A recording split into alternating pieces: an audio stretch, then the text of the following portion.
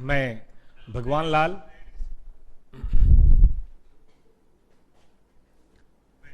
आया हूं आपसे फिनेंशियल रिपोर्टिंग की बात करने, सीए फाइनल का। अनुज बोल रहे हैं सर डाउट इन इन्वेंट्री हैं। कौन से भाई इन्वेंट्री में कौन से लेवल का डाउट है? ठीक है, चलिए आप मेरे नंबर पे मुझे मैसेज कर दीजिए, मैं आपको जवाब दे दूंगा। लीजिए, ये है मेरा नंबर, आप मैसेज कर दीजिए अनुज भाई। हो सके तो क्वेश्चन भेज दीजिएगा, क्यों नहीं बताऊंगा। 839 इस पे मुझे व्हाट्सएप कर दीजिए, फोन नहीं कीजिएगा, व्हाट्सएप कर दीजिए और आप उस पे जो भी होगा सो पूछ लीजिएगा। हाँ तो भाइयों आइए शुरू करें। देखिए ये जो पेपर है फिनेंशियल रिपोर्टिंग, थोड़ी सी इंट्रोडक्शन की बातें कर लेते हैं। हम लोग जो पढ़ने जा रहे हैं दोस्तों, हम लोग पढ़ने जा रहे हैं फॉर न्यू सिलेबस, यानी कि मई 2020 ऑनवर्ड्स। ठीक है, इसमें या इसके बाद में जो बच्चे न्यू सिलेबस के थ्रू दे रहे हैं हम उनकी बात कर रहे हैं। ठीक है, ठीक है दोस्तों। अगर हम इस सिलेबस की बात करें तो जनरल बातें तो सबको पता है, 100 नंबर का पेपर है, 40 नंबर चाहिए, मैं इस चक्कर में नहीं पढ़ रहा। मैं काम की बात पे आ रहा हूं। देखिए बेसिकली 4 मॉड्यूल में बटा है और ज्यादा नहीं है, हम समझते हैं 1800 से 2000 पेजेज है बस। और हम ये गेस करते हैं कि CA inter, CA final, foundation सबसे ज्यादा पेजेज अगर किसी मॉड्यूल में हैं तो फिनेंशियल रिपोर्टिंग सीए फाइनल के पेजेज हैं। इतने ना तो इंटर के हैं न्यू सिलेबस में, ना ही फाइनल के किसी पेपर में है। अगर आपने असाइनमेंट ले लिया हो तो इतना 4 मॉड्यूल है, इसकी तुलना में एसएफएम और बाकी पेपर बहुत ही कम है। तो मैं ये नहीं कह रहा कि मैं पढ़ा रहा हूं, मैं ये कह रहा हूं कि इंस्टीट्यूट की तरफ से ये बात है। ठीक है, अब पढ़ना क्या है? तो अगर हम ये बोलें कि आपके सिलेबस का 98, 97, 95% आपको सिर्फ और सिर्फ इंड एस पढ़ना है तो कोई गलत नहीं होगा। पढ़ना ही बस यही है। अब इसी में से कुछ चैप्टर निकल गए हैं, जैसे बिजनेस कॉम्बिनेशन या कंसोलिडेशन या फिनेंशियल इंस्ट्रूमेंट्स, लेकिन है तो यही पढ़ना, कुछ अलग से नहीं पढ़ना है। ठीक है, तो देखिए हम लोग के पढ़ने का अपना तरीका क्या होगा मैं बता दूं। क्लासेज बेटा लाइव है, ये सभी दोस्तों को बता दूं मैं, क्लासेज लाइव है 4 से 6, कभी ज्यादा भी हो जाएगा, कभी 2-4-10 मिनट कम भी हो जाएगा। और ये क्लासेज डेली है एक्सेप्ट संडे, मतलब मंडे टू फ्राइडे। जब तक लॉकडाउन खत्म नहीं होता कोचिंग क्लासेस, लॉकडाउन नहीं, coaching classes face to face शुरू नहीं होती। जब ये face to face coaching classes शुरू हो जाएंगी और आपको ऑफिस जाना पड़ेगा तो इस क्लास का टाइमिंग थोड़ा शिफ्ट कर लेंगे हम लोग। तब हम लोग क्लास का टाइमिंग रख लेंगे 7 बजे से, 7 से 9 रख लेंगे। अभी तो देखो आप भी खाली बैठे हैं और हम भी खाली बैठे हैं, ठीक है कि नहीं? तो ये रही टाइमिंग की बात। और हम उम्मीद करते हैं कि 39 इन डेज है और सब में 2-2.5 अगर लगता है, ऑन एन एवरेज 2 भी लगता है, तो 80 के करीब क्लासेज तो लगेंगे ही लगेंगी। तो हम ये उम्मीद करते हैं कुछ छुट्टी उट्टी सब ले दे के 3 से 4 महीने में ये खत्म हो जाएगा। एक अच्छी बात यह है ये क्लासेज यूट्यूब पे अवेलेबल रहेंगी, तो अब जब कभी रिवीजन करना चाहें तो प्यार से आप रिवाइज भी कर सकते हैं, ये बड़ी अच्छी बात है। हम लोग का बेस क्या होगा? देखो भाई मैंने पहले ही कहा कि ये 18 से 2000 पेजेज तो पहले से ही दे रखे हैं, only and only ICAI module. कुछ भी हम लोग अलग से नहीं करेंगे। बहुत हुआ तो बेयर इन डेज का, कुछ कहीं पे अगर जरूरत पड़ गई रेफरेंस की, बेयर इन डेज का थोड़ा सा रेफरेंस मैं दूंगा, लेकिन ना तो लिखवाऊंगा, बस केवल समझाने के तौर पे, नहीं कुछ और। कोई किताब नहीं पढ़नी है सिवाय अपने सीए इंस्टीट्यूट के असाइनमेंट के। वही कम है क्या? है कि नहीं? एक तो आपका इसी में 8 पेपर है, ऊपर से ट्रेनिंग है, और पता नहीं लाइफ के और कितने लफड़े झपड़े, है कि नहीं, ब्रेकअप सेटिंग है, ऊपर से 1800 पेज एक सब्जेक्ट में। It's too much. ठीक है कि नहीं? आप समझ लीजिए कि बिल्कुल किक वाली पिक्चर की बात है कि मैं डेविल के पीछे और डेविल मेरे पीछे। बस यही समझ लीजिए, सीए इंस्टीट्यूट आपके पीछे लगा हुआ है, इसीलिए हम अलग से कोई बात नहीं करेंगे। और चूंकि क्लासेज लाइव है, इसलिए जब भी क्लास के दरमियान किसी भी तरह की क्लास से संबंधित क्वेरीज हो तो लाइव क्वेरी चैट बॉक्स में जाइए और लाइव क्वेरीज पूछिए। जैसे मैं अभी एक छोटा सी बात करना चाहता हूं, मुझे दिख रहे हैं 5 बच्चे जुड़े हुए हैं, जरा एक बार हेलो भेज दीजिए ताकि मैं आपका नाम जान सकूं और मैं आपको रेफर कर सकूं पढ़ते समय। इसमें तो कोई बुराई नहीं है, इसी बहाने हम लोग की थोड़ी जान पहचान हो जाएंगे। मैं भी जान लूं आप में से कोई ऐसा भी है जिसको मैंने पहले कभी पढ़ाया है, तो एक छोटी सी प्यारी सी नन्ही सी एक हेलो भेज दीजिए ताकि मैं आपको जान सकूं। तो लाइव क्वेरीज में आप ये काम कर सकते हैं। ठीक है, अब आगे चलिए। जैसे एक आ गए नीतीश गिरी जी आ गए, ठीक है, एक अनुज जैन, लेकिन अनुज जैन पता नहीं फाइनल के हैं या किसके हैं। दीपक जी आ गए, प्रिया गर्ग आ गई और जयंत कुमार आ गए। जयंत कुमार कह रहे हैं कि सर हम IPCC के स्टूडेंट रहे हैं। चलिए भाई, तो इतने सारे बच्चे आ गए, बड़ी अच्छी बात है। ठीक है दोस्तों, आप सबको स्वागत है। ये क्लासेस चलेगी, एक चैनल है, आपको सबको पता है, टॉपर्स क्लासेस यूट्यूब चैनल है, इसी के ऊपर चलेगा।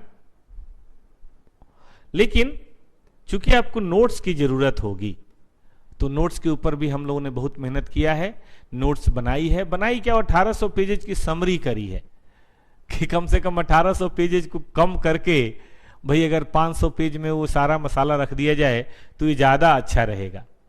ठीक है कि नहीं?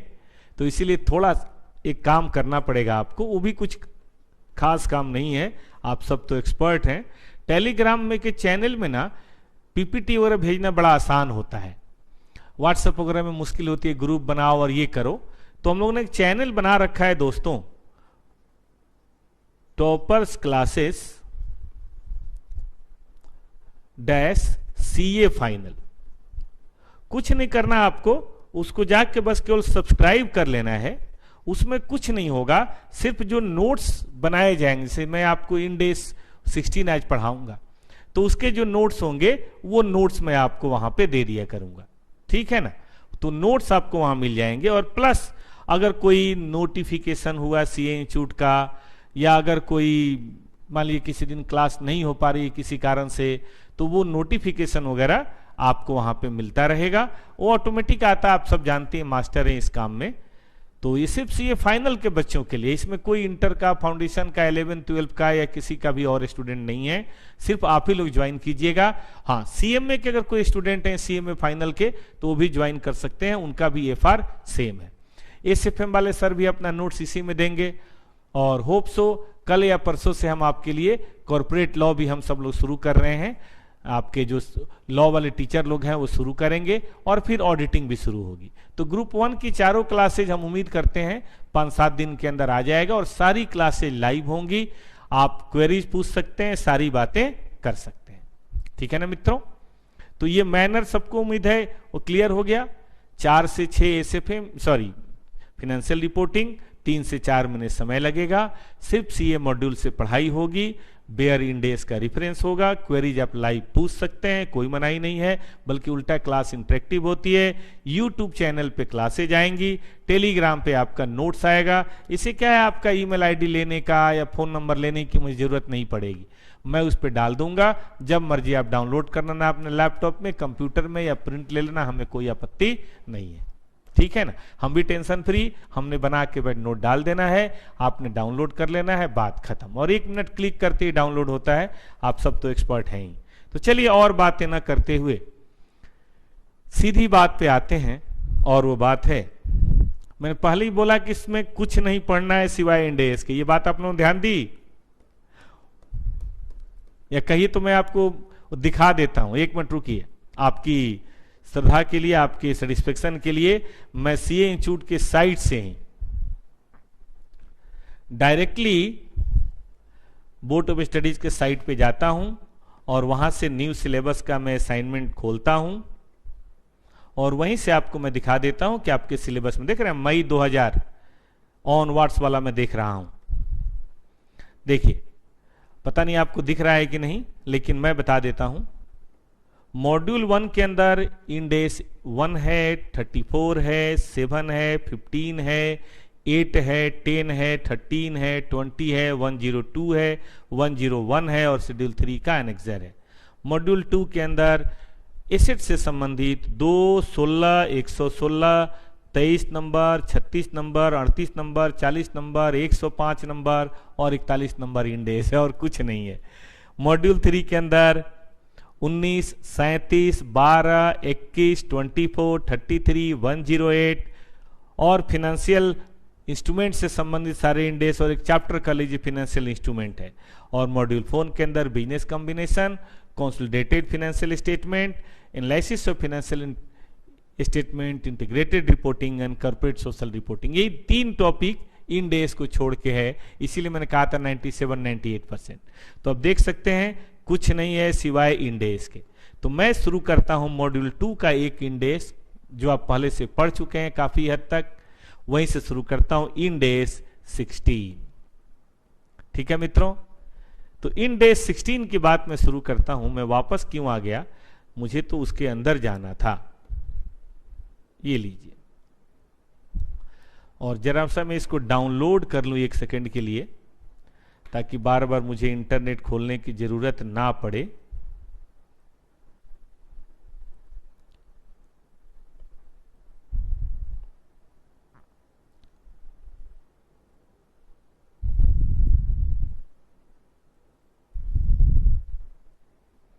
लीजिए साहब, ये कर लिया मैंने इसको डाउनलोड, और अब ये खुल गया आपका इंड एएस।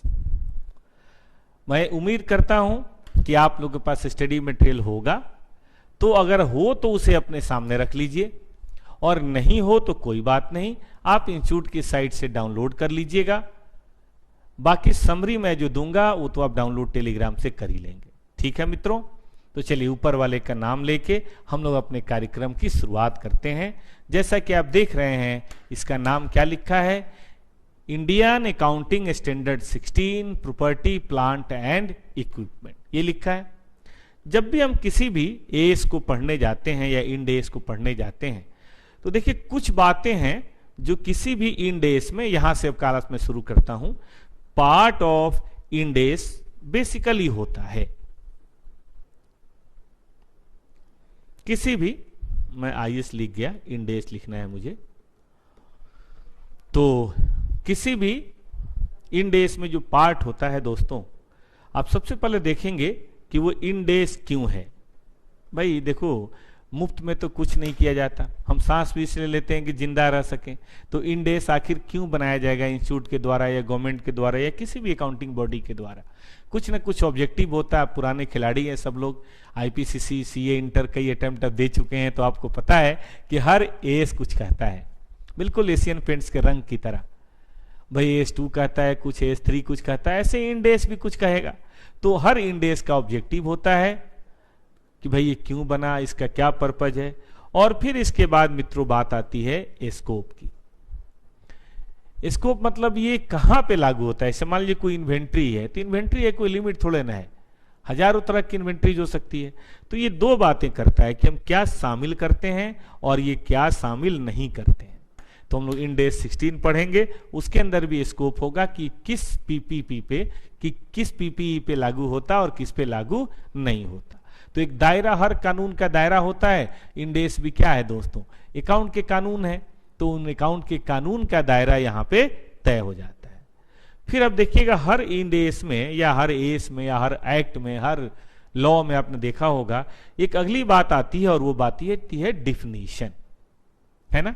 एक डिफिनीशन की बात आती है कि भाई उसके अंदर जो भी उस इंड एस के अंदर टर्म्स इस्तेमाल हुए हैं उनको डिफाइन किया जाएगा। जैसे हम लोग अगर इंड एस इसकी बात करें तो हम पढ़ेंगे पीपीई क्या है, बायोलॉजिकल एसिड क्या है, बीरर प्लांट क्या है, और इस तरह के और भी कई सारे ऐसे टर्म्स होते हैं जिनका जनरल मीनिंग शायद नहीं होगा, टेक्निकल मीनिंग होगा। मतलब जब उसकी बात की जाएगी तो एक खास मीनिंग से मतलब होगा।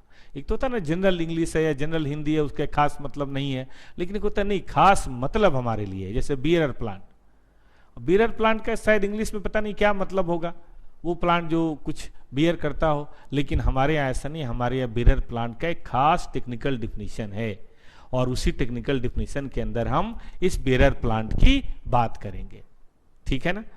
फिर जब हम बात करेंगे और आगे डिफिनीशन से आप आगे बढ़ेंगे किसी भी एस या इंड एस को लेके, तो अब देखेंगे एक कॉन्सेप्ट आता है रिकॉग्निशन। कोई इनकम,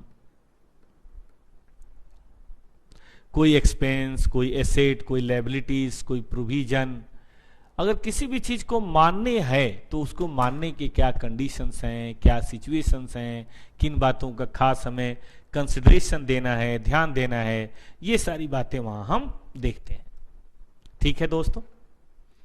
तो एक स्टेप, दो स्टेप, तीन स्टेप, चार स्टेप और पांचवी मेजरमेंट की बातें होती हैं। खासतौर पे अगर एसेट्स या प्रोविजन वगैरह हो तो इनकम एक्सपेंस में तो मेजरमेंट नहीं ज्यादा होता, रिकॉग्निशन ही होता है। लेकिन अगर एसेट्स या लायबिलिटीज या प्रोविजंस हो तो हम बात करेंगे मेजरमेंट्स की। जैसे पीपी में हम लोग पढ़ेंगे पीपी को कैसे मेजर करें कॉस्ट पे, तो कॉस्ट का मतलब क्या हो गया, क्या शामिल होगा। या मान लीजिए हम बात करेंगे रिवोल्यूशन की, तो रिवोल्यूशन का मतलब क्या होगा, उसमें किन बातों का ध्यान देंगे, कैसे हम उसको मेजर करेंगे, क्या क्वांटम होगा, मतलब क्वांटिफिकेशन, है ना। तो यहां पे हम क्वालिटी की बात देखेंगे कि भाई ये है पीपी, छटनी क्लासिफिकेशन की बात होगी, लेकिन यहां उसकी क्वांटिटी की बात होगी। और सबसे लास्ट में मित्रों आपने देखा होगा कि सभी एस के पीछे चिपकाया हुआ आता है डिस्क्लोजर। आखिर एस बने क्यों है, for a better presentation and preparation of financial statement. तो देखिए प्रिपरेशन वगैरह पार्ट तो यहां हो गया, लेकिन प्रेजेंटेशन पार्ट यहां है कि अगर हम इन्वेंट्री की बात करें तो इन्वेंट्री को कैसे फाइनेंशियल स्टेटमेंट में दिखाई जाए, किन बातों को दिखाया जाए, ठीक है ना। उसी तरीके से अगर हम पीपीई की बात करेंगे, इन्वेस्टमेंट की बात करेंगे, इन्वेस्टमेंट प्रॉपर्टीज की बात करेंगे या फाइनेंशियल इंस्ट्रूमेंट की बात करेंगे, तो किस तरह से उसे दिखाया जाए, किन बातों का ध्यान रखना है और सभी लोगों को रखना है, so that uniformity can be resorted over all the financial statement of India.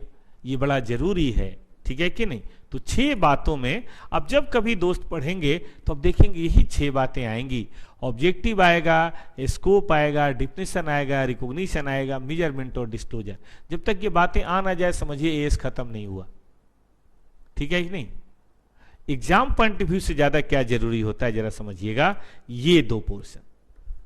हालांकि इनको समझे बगैर ये 2 पोर्शन नहीं होगा, लेकिन एग्जाम पॉइंट ऑफ व्यू से ये 2 चीजें मैंने देखी है, रिकॉग्निशन और मेजरमेंट, ये बड़े इंपॉर्टेंट होते हैं। इनका ध्यान देना आपको बेहद ही जरूरी है।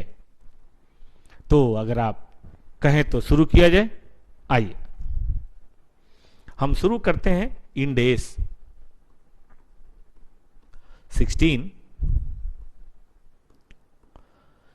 यहीं से शुरू करते हैं। ऑब्जेक्टिव ये दिख रहा है या मैं थोड़ा और बड़ा कर सकता हूं, लीजिए, और मैंने बड़ा कर दिया। ये सीए इंस्टीट्यूट का असाइनमेंट है। मैंने फिर एक आपको बोला कि मैं अलग से कुछ पढ़ाने की कोशिश नहीं करूंगा, क्योंकि अब पहले से 1800 पेजेज के बोझ के नीचे दबे हुए हैं।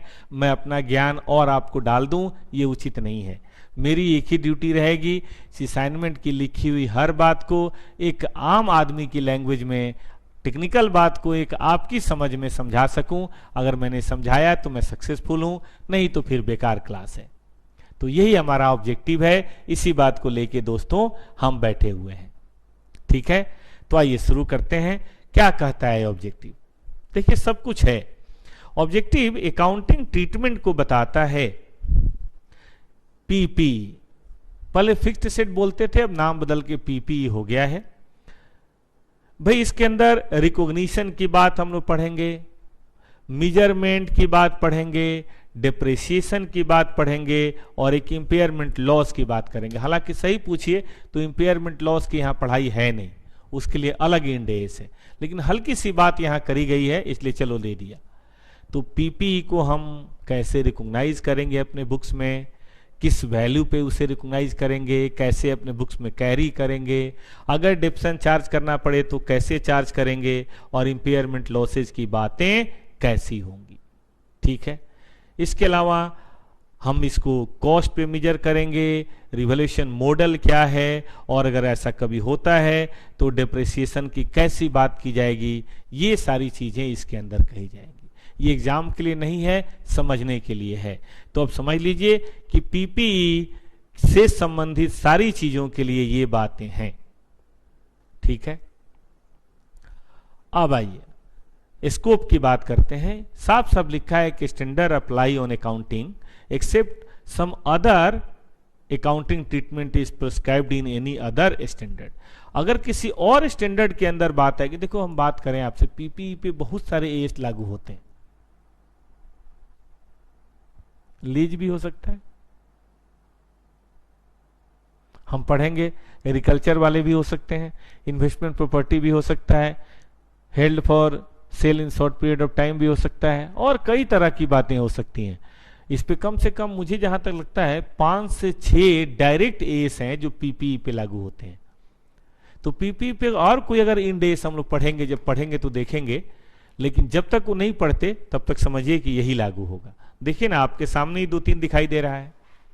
एक तो भाई लागू नहीं होता अगर पीपीई हेल्ड फॉर सेल है, इसके बारे में पढ़ेंगे इंड एस 105, सबको लाइन से पढ़ लेंगे। तब तक बहुत सारे बच्चे जुड़ गए हैं, सुमीत, बिन्नी, प्रीत सिंह, दीपक, राहुल, विनय, ईशांत, कुणाल, बहुत सारे बच्चे जुड़ गए हैं। बेटा आप सबका स्वागत है वो दोस्तों। हाँ तो चलिए, तो एक तो इस पे लागू नहीं होता। दूसरा, biological asset relating to agriculture activity लागू नहीं होता, लेकिन फिर वही बात, टेक्निकल बात यह आ गई कि व्हाट इज बायोलॉजिकल एसेट्स, अभी करेंगे इसकी बात। व्हाट इज एग्रीकल्चर एक्टिविटी, तो ये तो कॉमन सेंस में जो आप समझते हैं खेती बाड़ी वही है, लेकिन बायोलॉजिकल एसेट्स की बात करेंगे। और बेरर प्लांट पे लागू होता है, मतलब बेरर प्लांट को छोड़ के जो एग्रीकल्चर एसेट्स हैं उन पे लागू, बायोलॉजिकल एसेट है उन पे लागू नहीं होता। तो इसके लिए हमें 2 बातें पढ़नी पड़ेंगी, what is bearer plant and what is biological asset. अभी लौट के आते हैं।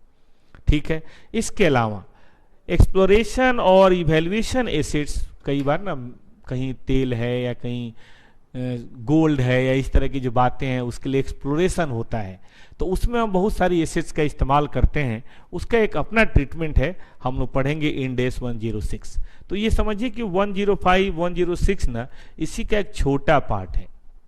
मतलब नहीं होता है स्पिन ऑफ कि बड़ी बात चल रही, सब महाभारत आप देखते हैं तो महाभारत चलते चलते एक छोटी सी कहानी अलग चल जाती है कि चलो भाई साहब की कहानी बनाते हैं, तो ये वही है, साइड लाइन पकड़ लेगा। तो यहां पे चलेंगे 105, 106 छोटे एस हैं, इसको हम लोग पढ़ लेंगे। और इसके अलावा मिनरल राइट्स के जो रिजर्व्स हैं, जैसे तेल है, नेचुरल गैस है, इन चीजों के ऊपर भी लागू नहीं होता। लेकिन ध्यान दीजिएगा, इन चीजों को डेवलप करने में अगर किसी land, building, plant, machinery, machine वगैरह का इस्तेमाल हो रहा है तो उसके ऊपर ये बात होगी। तो एक्सप्लोरेशन राइट्स के ऊपर तो 106 की बात होगी, लेकिन अगर उसके लिए हमने किसी ट्रैक्टर या ट्रक का इस्तेमाल किया है तो हम लोग उस पर इसी पीपीई का इस्तेमाल हम लोग करेंगे, कुछ अलग से बात नहीं होगी। ठीक है दोस्तों,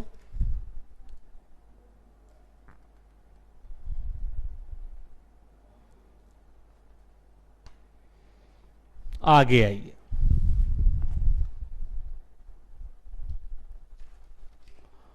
मैंने आपका स्टडी मटेरियल मेरे पास तो अभी था नहीं, नया एडिशन, तो मैंने प्रिंट करवा लिया है, मेरे पास रहेगा तो अच्छा रहेगा। इसके अलावा ओन्ड इन्वेस्टमेंट प्रॉपर्टी अगर कोई है तो उसके ऊपर भी बात नहीं होगी। ये बहुत प्यारा एक एस काट के निकाला गया है।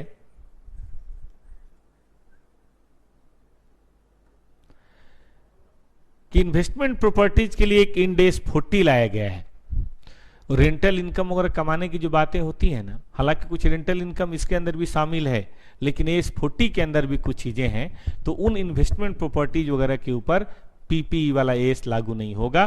चिंता ना करें, हम लोग 16 के जस्ट बाद पढ़ेंगे 40, जस्ट बाद पढ़ेंगे 105 और जस्ट बाद पढ़ेंगे 106।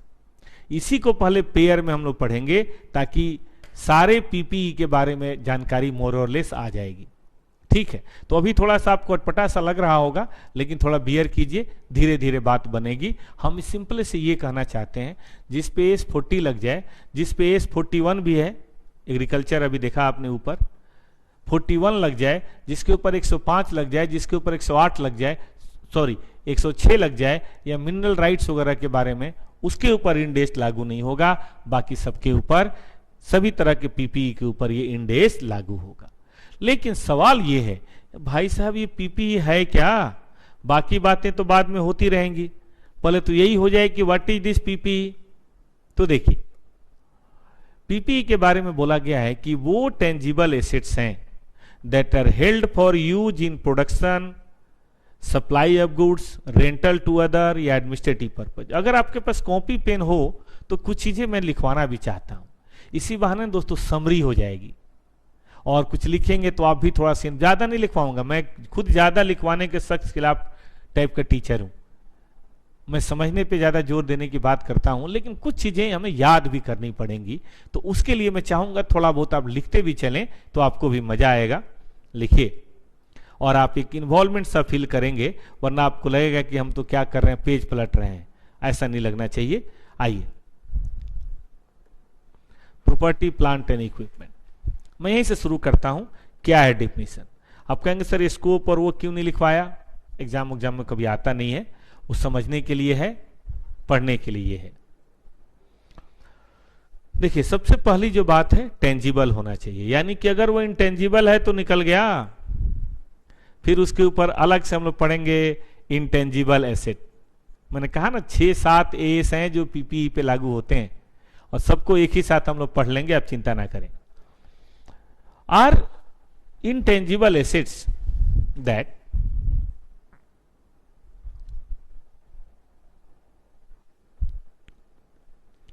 are held for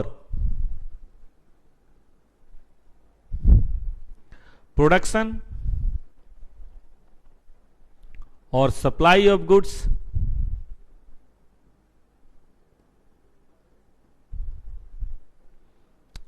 ऐसे नहीं लिखता, मैं ऐसे लिखता हूं, हेल्ड फॉर प्रोडक्शन, एकदम काम की बात लिखूंगा, बेकार की बात लिखूंगा नहीं मैं, ऑफ गुड्स एंड सर्विसेज। बाकी किताबों में तो सब लिखा है ही, मेरी ड्यूटी है इसे समराइज कर देना। Goods and services held for rental to other. आप कहेंगे सर लो जी, अभी तो आप 40 में अलग से पढ़ा रहे थे, बात करेंगे, वो अलग चीज है, दोनों के रेंट में अलग फर्क है। और फॉर एडमिनिस्ट्रेटिव पर्पज, ठीक है। तो ये बेसिकली क्या है, ये एसेट्स के यूज को बता रहा है कि किस लिए आपने ये एसेट्स किस लिए अपने पास रखा है। अगर आपने एसेट इसलिए रखा है ताकि आप उससे गुड्स और सर्विसेज का प्रोडक्शन कर सकें, मारुति ने मशीनें बहुत सारी रखी हुई है, रोबोट रखे हुए हैं ताकि वो कार का प्रोडक्शन कर सके। ओला उबर वालों ने बहुत सारी टैक्सी रखी हुई है ताकि लोगों को यहां से वहां ले जा सके। कोई ट्रांसपोर्ट ट्रेवल एजेंसी वाले ने बस रखा हुआ है, ठीक है, ट्रक रखा हुआ है ताकि वो दे सके सर्विसेज, ठीक है। एक सैलून वाले ने बहुत बढ़िया कुर्सी रखी हुई है जिसपे कस्टमर बैठते हैं और फिर आराम से अपना एकदम मसाज वगैरह कराते हैं, दाढ़ी उड़ी बनवाते हैं, बाल कटवाते हैं, शैम्पू करवाते हैं। तो बस हो गया जी, पर्पज हो गया ना हमारा। टॉपर क्लासेज ने क्लासरूम रखा हुआ है, बेंच रखा हुआ है, कैमरा रखा हुआ है, प्रोजेक्टर मार्कर रखा हुआ है। ये सब काहे के लिए रखा हुआ है? ताकि हम कोचिंग की सर्विसेज आपको दे सकें। तो ये सब हमारे लिए क्या है? पीपीई है। रेंटल के लिए भी होता है, हम किसी दूसरे को भी दे सकते हैं भाड़े पे, जैसे हम बिल्डिंग किसी को भाड़े पे देते हैं, या बस वाले बस अपना किसी को भाड़े पे देते हैं, टेंट हाउस वाले कुर्सी टेबल देते हैं। तो इसमें से कुछ एक निकल के 40 में चला जाएगा, बाकी सब यहीं आएगा। और एडमिनिस्ट्रेटिव पर्पज, टॉपर्स क्लासेज में कुछ कंप्यूटर लगे हुए हैं, या आपके ऑफिस में कुछ कंप्यूटर लगे हैं। हम किसी को कंप्यूटर सिखाते तो नहीं है, लेकिन फिर भी कंप्यूटर हम रखते हैं, काहे के लिए? नोट्स बनाते हैं, बच्चों की फीस रिकॉर्ड करते हैं, जीएसटी वगैरह की फाइलिंग करते हैं। तो इन सब कामों के लिए हमने रखा हुआ है। इसका क्या मतलब हुआ? इसका मतलब ये हुआ कि भैया ये एडमिनिस्ट्रेटिव पर्पज के लिए है। तो देखिए, तीनों बातें, प्रोडक्शन के लिए रखी हो, रेंटल के लिए रखी हो, एडमिनिस्ट्रेटिव के लिए रखी हो, ये तीनों जगह ही और शब्द है, यानी कि तीनों में से कोई भी अगर एक बात है तो समझ लीजिए कि ये क्या है, आपका पीपीई है। लेकिन ये पहली बात हुई। अब जरा दूसरी बात भी पढ़ते हैं। दो शर्तें, नहीं होता है कि भाई गाय क्या है, गाय पालतू जानवर है, 4 पैर हैं, उसी तरह से इसके भी कई सारे फीचर्स हैं। देखिए इसमें फीचर्स हैं, are expected to be used during more than 1 period. असल में इस एस का जो मेन मकसद था, इसको इन्वेंट्री से, मतलब इस लाइन का इन्वेंट्री से इसको अलग करने का, क्योंकि भाई इन्वेंट्री भी तो हम कंज्यूम करते हैं और एसेट भी कंज्यूम करते हैं। अगर 1 साल में आपने कंज्यूम कर लिया तो बताइए वो क्या हुआ? 1 साल में मामला अगर आपने निपटा दिया तो वो क्या बन गया? वो बन गया आपका इन्वेंट्री वगैरह। लेकिन 1 साल से ज्यादा समय में चल रहा है तो ये क्या बन गया? तो ये बन गया आपका पीपी। तो यहां पे पीरियड वर्ड इस्तेमाल किया गया, हालांकि पीरियड का मतलब तो 1 साल ही होता है जनरली, लेकिन इंटरिम रिपोर्टिंग वगैरह में कई बार पीरियड छोटा भी हो सकता है। तो 1 पीरियड से ज्यादा जो चले वो आपका पीपीई है, यानी कि ड्यूरेबिलिटी की बात करी गई है। अगर मान लीजिए कोई ऐसी चीज है जो 2-4 महीने में ही खत्म हो जाती है, तो उसमें क्या डिप्शन चार्ज करेंगे और क्या करेंगे? तो उसको तो हम रेवेन्यू में ही मान के खत्म कर दें तो अच्छा है। तो पीपीई के लिए दूसरी शर्त है, it should be more than 1 period. तभी तो हम डिप्रिसिएशन की बात कर सकते हैं सिस्टमेटिक बेसिस पे over the period of time. भाई मोर देन 1 पीरियड होगा तभी तो over the period of time की बातें होंगी दोस्तों, ठीक है कि नहीं? चलिए आगे बढ़िए। तो पीपीई की पहचान आप लोगों ने कर ली कि भाई ये चीज हमारी है पीपीई। लेकिन अभी हमने आपसे बात की थी कि इसमें बहुत इंपॉर्टेंट सी बात है कि भाई बियरर प्लांट को हम शामिल नहीं करते हैं। Bearer plant should not be included in PPE, sorry should be included in PPE. तो इसके लिए पहले हम बायोलॉजिकल की बात कर लेते हैं कि व्हाट इज बायोलॉजिकल एसेट। देखिए, जो भी चीजें हम एग्रीकल्चर में इस्तेमाल करते हैं, लिविंग एनिमल हो या लिविंग प्लांट हो, हम उसको बोलते हैं बायोलॉजिकल एसेट। देखिए इसको भी लिख ही देता हूं मैं।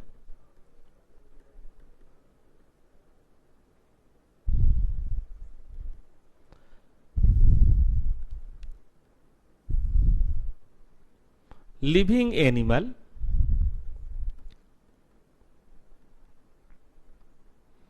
या लिविंग प्लांट, ठीक है, ये सब हैं आपके बायोलॉजिकल एसेट्स। अब अगर आप एग्रीकल्चर में हैं तो देखिए, आप एग्रीकल्चर में धान गेहूं की फसल उगाते हैं, आम की फसल उगाते हैं, आम की खेती करते हैं, बागान होते हैं, कॉफी चाय कई तरह की चीजें होती हैं। लेकिन जो ये सब करते हैं वो जनरली डेयरी फार्मिंग की बात भी होती है, गाय भैंस चूजे मुर्गे सीप, फिशिंग, कई तरह की चीजें होती हैं। तो ये सब है भाई बायोलॉजिकल, मतलब क्या? जो जीवित वस्तु हो। बायोलॉजी का मतलब ही होता है सजीव, चाहे वो प्लांट किंगडम में हो या एनिमल किंगडम में हो। तो बायोलॉजिकल एसिड से मेरा मतलब है कि उस तरह की चीजें। लेकिन इसमें एक एक्सेप्शन दिया गया है, और वो एक्सेप्शन है बियरर प्लांट। एनिमल में तो नहीं, यहां एक्सेप्शन है बियरर प्लांट। कहा गया है कि इन सबके ऊपर AS 41 लागू होगा। इन सब के ऊपर एग्रीकल्चर वाला AS लागू होगा, लेकिन इसके अंदर एक बियरर प्लांट जो है, इस बियरर प्लांट के ऊपर यही लागू होगा इंड AS, मैंने AS लिख दिया, इंड AS मुझे लिखना था, इंड AS 16 लागू होगा। ठीक है, इसके ऊपर इंड AS 16 की बातें की जाएंगी। तो अब सवाल उठता है कि भाई ऐसी बियरर प्लांट में क्या खास बात थी, जरा उसे भी बताइए सर, कि आखिर बियरर प्लांट में ऐसा क्या था जो अलग कर दिया गया बायोलॉजिकल एसिड से, उसको खींच के बाहर कर दिया गया। तो इसके लिए आपको बियरर प्लांट की बात करनी पड़ेगी। ठीक है, बियरर प्लांट मैं लिखना नहीं चाहता, मैं दिखाना चाहता हूं। देखिए बियरर प्लांट, आइए बात करते हैं। अगर हम बियरर प्लांट की बात करें तो साफ साफ लिखा है कि it is used in production and supply of agriculture produce. Production of agriculture produce, इसका मतलब एक है मैंगो ट्री, और अब सीजन तो आ ही गया, और एक है मैंगो। क्या दोनों में आपको फर्क नजर आ रहा है? ये है ट्री प्लांट और ये है उसका प्रोड्यूस। प्रोड्यूस का हिंदी मतलब उपज, ऐसे लिखते हैं ना, उपज। तो एक है प्रोडक्शन करने वाला प्लांट और एक है उसका प्रोड्यूस। तो मैं प्रोड्यूस की बात कर रहा हूं। Mango tree is a bearer plant because it bears mango.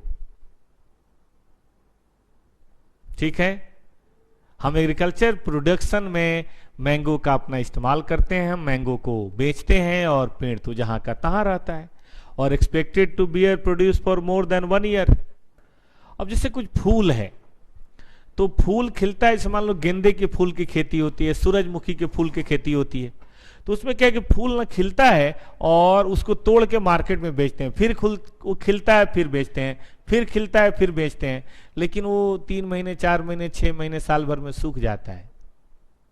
सही कि गलत? वो 3-4 महीने में पूरी तरह से स्वाहा खत्म हो जाता है। इसका मतलब ये हुआ कि वो जो बियरर प्लांट है वो हमारे डिफिनेशन को क्वालिफाई नहीं कर पाए, गेंदे का फूल। ऐसे अगर हम देखें तो भिंडी की खेती, सेम की खेती, कद्दू की खेती, ये सभी तो प्लांट हैं, लेकिन इनसे जो फसल होती है वो एक ही सीजन में खत्म हो जाती है, नॉट मोर देन 1 ईयर। तो ये क्वालिफाई नहीं करेंगे, लेकिन आम, लीची, इमली और भी अमरूद, इस तरह की जो चीजें हैं वो यहां क्वालिफाई कर जाएंगी। और सुनिएगा, are remote likely being sold as agriculture produce except incidental scrap sale. देखिए, आम का पेड़ हम बेचने के लिए आम का पेड़ नहीं लगाते, आम की फसल बेचने के लिए लगाते हैं। अमरूद का पेड़ बेचने के लिए हम अमरूद नहीं लगाते, अमरूद का पेड़ नहीं लगाते, हम उसका अमरूद बेचने के लिए लगाते हैं। वो बात अलग है कि आम का पेड़ अगर किसी आंधी में गिर के सूख जाए, या तड़का उसके ऊपर गिर जाए सूख जाए, या बहुत बेचारा बुढ़ा हो गया और फसल नहीं आ रही तो काट के बेच दें, दैट इज डिफरेंट। लेकिन रिमोट लाइकली है कि हम उसको एग्रीकल्चर प्रोड्यूस बेचें। यहां फर्क समझिएगा। जंगल में हम पेड़ लगाते हैं, वो लगता ही है काट के बेचने के लिए, फल वल उसमें नहीं आता, काट के बेचने के लिए लगाते हैं, वो अलग बात है। और यहां पे हम आम का पेड़ आम के लिए लगा रहे हैं, लीची का पेड़ लीची के लिए लगा रहे हैं, तो इसीलिए इसको बोलेंगे हम बियरर प्लांट। ठीक है, तो मैं सीधी बात कहूंगा कि मैंगो ट्री, लीची ट्री, अमरूद का पेड़ या और इस तरह के जो पेड़ आप देख रहे हैं जिनसे एग्रीकल्चर प्रोड्यूस होता है, एक से ज्यादा साल चलता है, और जो हम सेल करने के लिए नहीं रखते हैं, हम एग्रीकल्चर प्रोड्यूस के रूप में उसको सेल नहीं करते, हम पेड़ नहीं सेल करते, हम फल सेल करते हैं। भैया, हमने अंडे बेचने हैं, मुर्गी नहीं बेचना। ठीक है कि नहीं? तो ये बातें हमें यहाँ पे देनी पड़ेंगी। बेरर प्लांट यहाँ पे आएगा, लेकिन याद रहे लिविंग प्लांट है, इसके अंदर गाय मुर्गी ये सब शामिल नहीं है, हम प्लांट की बात कर रहे हैं। We are not about doing other biological assets. Other biological assets जहां पे इस्तेमाल होता है वहीं पे होगा। इसके ऊपर इंडेस 16 की बात आएगी। ठीक है, क्या मैं आप तक पीपी बेरर प्लांट वगैरह पहुंचा पाया तो एक मुझे थम्स अप करिए, ताकि मुझे पता चल सके कि मैं अपनी बात आप तक कम्युनिकेट कर पा रहा हूं कि नहीं। तब आगे बढ़ा जाएगा तो मजा आएगा। लाइव क्लास में दो तरफा बात होनी चाहिए ना, एक तरफा तो बात होनी चाहिए नहीं लाइव क्लास में। तो जरा मुझे बताइए, क्या आप तक मैं अपनी बात पहुंचा पाया सहज शब्दों में? अगर यस तो मुझे एक थम्स अप दीजिए, ताकि जरा मैं आगे बढ़ूं पूरे जोश के साथ। आइए दोस्तों,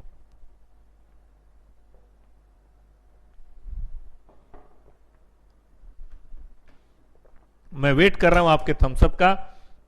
दो बच्चों की तरफ से तो आ गया, चलिए प्रिया की तरफ से आ गया, जयंत की तरफ से आ गया, यानी कि बाकियों को नहीं समझ आया है ना? मैं दो ही बच्चों को समझ आया। अगर चलो अच्छी बात है, नहीं समझ आया तो मुझे वो बता दो कहां नहीं समझ आया। जहां नहीं समझ आया मैं फिर से दोहरा दूंगा दोस्तों, ठीक है? अगर पीपी में, बायोलॉजिकल एसिड में या बेरर प्लांट में कोई बात मैं आप तक कम्युनिकेट नहीं कर पाया तो आप मुझे बता दीजिए। I will repeat that line, क्योंकि लाइव क्लास है, इसको पूरा इस्तेमाल कीजिए। टू वे कम्युनिकेशन, कोई भी दिक्कत हो लाइव चैट में जाइए और लाइव चैट में आप बात कर लीजिए हमसे। सर ये बात नहीं समझ है, इसको फिर से रिपीट कर दीजिए। Repeat again, I will. देखो टीचर का क्या काम है? टीचर का काम ये नहीं है कि अपना ज्ञान देना, सब कुछ तो पिछली पीढ़ी ने रखा ही है। आप अगली पीढ़ी हो, पिछली पीढ़ी के नॉलेज को अगली पीढ़ी तक पहुंचा देना, बस यही एक टीचर का काम है। हम लोग भी एक तरह समझिए ट्रांसमीटर ही तो हैं। किताबों में जो भी नॉलेज लिखी है, इंडेस के कंपेंडियम में जो भी नॉलेज लिखी है, इंस्टीट्यूट जो कहना चाहता है वो आप तक हम पहुंचा देते हैं, बस इतना सा काम है। चलिए, आकाश शर्मा ने भी थम्स अप दे दिया, बहुत अच्छी बात है। तो आइए अब आगे चलते हैं, लेट्स सी। अब हम लोग आगे चलते हैं और बात करते हैं, और डिफिनेशन है, डिफिनेशन की भी कमी नहीं है, लेकिन डिफिनेशन अभी लौट के आएंगे, बीच बीच में रेफर करते रहेंगे, क्योंकि अभी मैं कॉस्ट और कैरिंग अमाउंट बोलूं तो आपको समझ नहीं पाएंगे। तो मैंने अपनी बात की के डिस्कशन को कहां तक सीमित रखा? पीपी क्या है, नहीं लागू होता है बायोलॉजिकल एसिड्स के, लेकिन बायोलॉजिकल एसिड में जो बेरर प्लांट है उसके ऊपर ये लागू होता है। तो आइए दोस्तों, अब इसी बात को लेके थोड़ा सा आगे चलते हैं। देखिए, ये जो पीपी है अपने बुक्स में कब रिकॉर्ड किया जाए? मैं जानबूझ के आपके स्टडी का इस्तेमाल कर रहा हूं, इसको मैं काट छांट के शॉर्ट में करके आपको अलग से दूंगा, वो आपको याद करने के लिए होगा, लेकिन समझना आपके स्टडी मटेरियल से ही है। कहता है cost of an item of PP should be recognized as an asset या shall be recognized as an asset only and only if, यानी कि कंडीशंस हो गई। ये कंडीशन होगा तभी, जैसे आपके साथ है ना, आप अपने आप को सीए तभी कह सकते हैं जब दो बातें पूरी हो। एक तो आपने सीए फाइनल का एग्जाम दोनों ग्रुप पास किया हुआ हो, एक ग्रुप नहीं, और दूसरा आपकी ट्रेनिंग 3 साल वाली और भी कई तरह की जीएमसीएच और बाकी कंप्यूटर्स की ट्रेनिंग है, वो सब आपने कर रखा हो, तभी आपको मेंबरशिप मिलेगा, तभी आप माने जाएंगे दुनिया में एज ए चार्टर्ड अकाउंटेंट।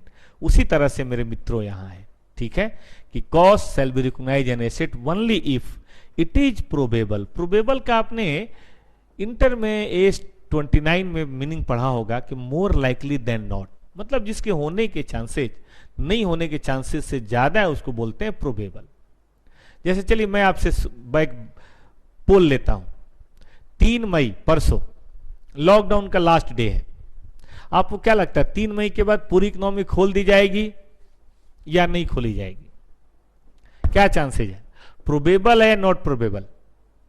अगर 3 मई के बाद पूरी इकोनॉमी के खुलने के चांसेस 50% से ज्यादा हैं, मोर देन 50% है, तो इसको बोलते हैं प्रोबेबल।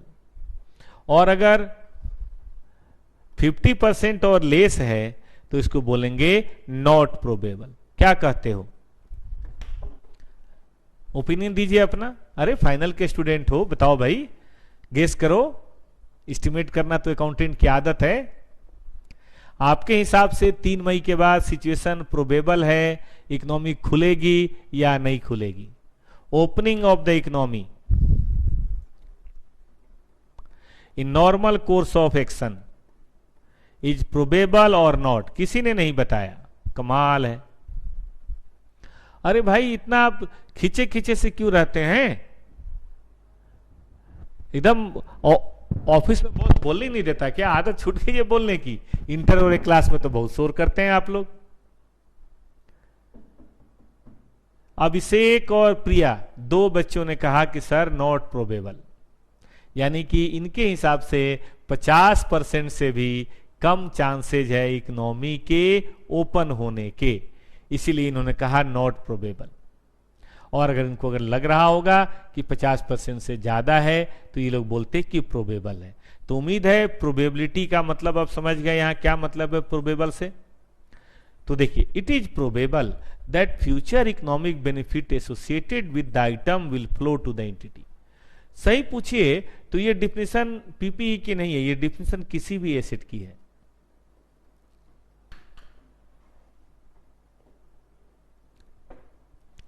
एसेट का मतलब ही होता है जहां कोई फ्यूचर इकोनॉमिक बेनिफिट फ्लो हो। जैसे आप अपने घर के लिए एसेट भी हो सकते हैं, लायबिलिटी लिए, और आपने बढ़िया से पढ़ लिख के सीए की डिग्री हासिल कर ली, तो जानते हैं क्या बोलेंगे घर वाले? एसेट है। क्योंकि उसके बाद एसेट इनकम का फ्लो होता रहेगा आपके घर में, चाहे प्रैक्टिस करेंगे चाहे जॉब करेंगे, ठीक है कि नहीं? तो इनकम का फ्लो घर में होगा तो लोग बोलेंगे प्रोबेबल है। लेकिन इसका उल्टा भगवान न करे कोई दिक्कत हो जाए, तो भाई घर पे बैठ के खाना है, कोरोना में भी खाना और उसके बाद भी खाना है, तो घर वाले बोलेंगे क्या यार ये कहां से लायबिलिटी आ गया हमारे घर में? क्योंकि आपके ऊपर हमेशा पैसे जाने ही है, जाने ही है, जाने ही है। ये आपके ऊपर भी लागू और किसी के ऊपर भी। इसी तरह से पीपी वो है जिसमें future resources, future economic benefits के फ्लो होने की उम्मीद हो, उसको बोलते हैं पीपी। भाई कोई भी चीज से आप गुड्स और सर्विसेज का प्रोडक्शन करोगे या एडमिनिस्ट्रेटिव पर्पज के लिए इस्तेमाल करोगे तो फ्लो तो होगा ही। अब इसी में एक कॉन्सेप्ट आता है कि सपोज करो कि टॉपर्स में फायर एक्सटिंग्विशर है, या आपकी कंपनी में, आपकी फर्म में फायर एक्सटिंग्विशर लगा हुआ हर फ्लोर पे।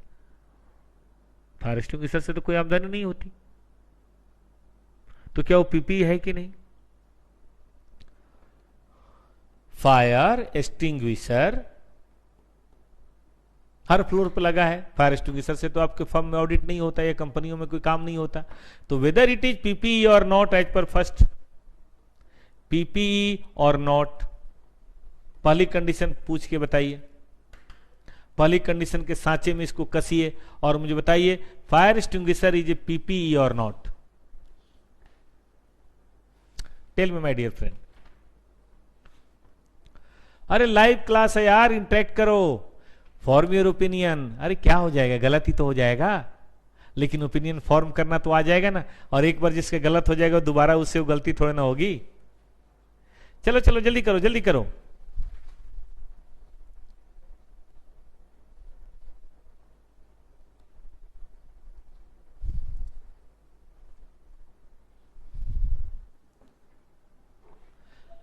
अभिषेक ने बताया और प्रमोद ने बताया सर पीपीई है, बाकी लोग बताएं।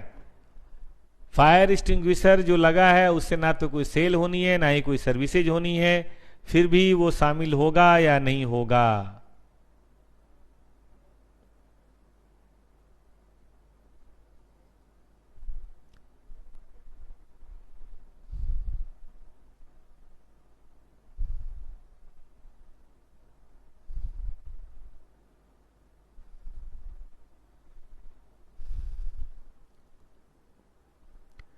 और कंडीशन आई प्रिया और जैन। शॉर्ट में भी लिख सकते हैं, यस नो ऐसे भी करके लिख सकते हैं।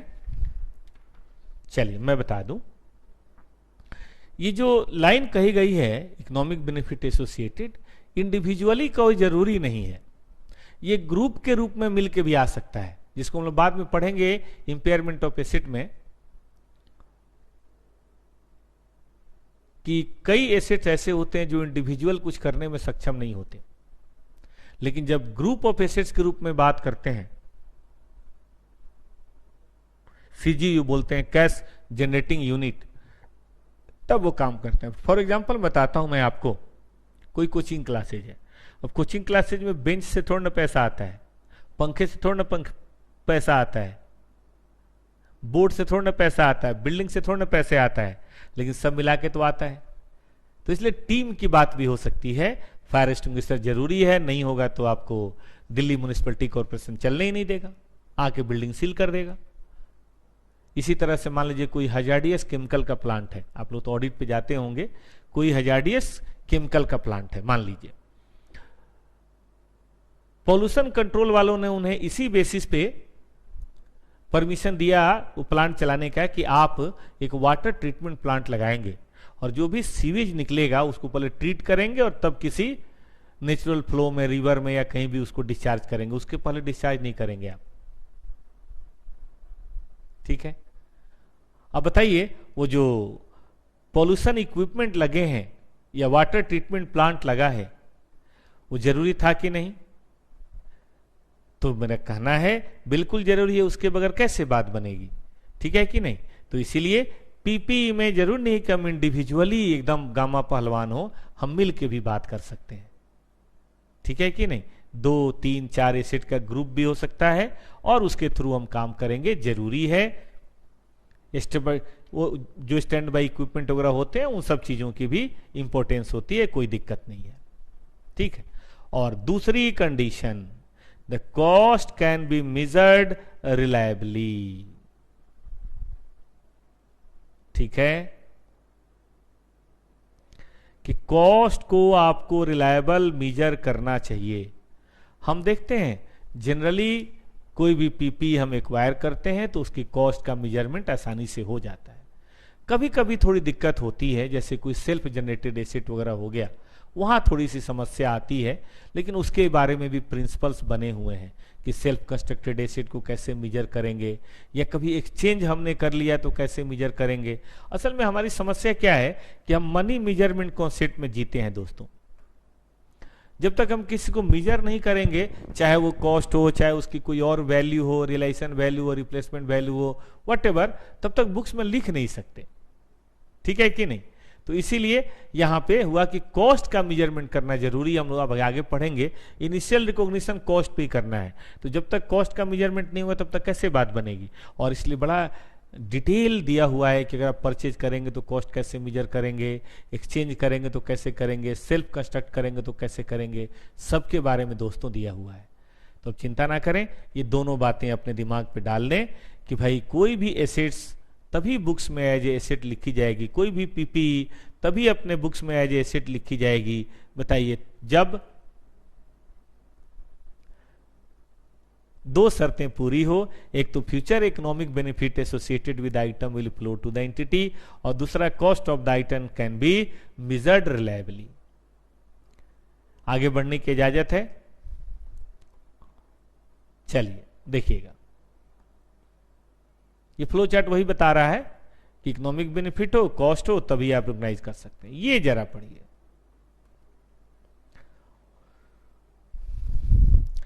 देखिए स्पेयर पार्ट्स, जैसे बड़ी मशीनों में कुछ क्रिटिकल स्पेयर पार्ट्स हम लोग संभाल के रखते हैं कि भाई मशीन खराब हो तुरंत उसको हम यूज कर लें। अब मान लो कि कोई बेल्ट वाली चीज है, बेल्ट टूट गया, सारा काम और रुक गया, तो बेल्ट को हम संभाल के रखते हैं, 2-4 पीस एक्स्ट्रा मंगा के रखते हैं। सेफ्टी वॉल्व,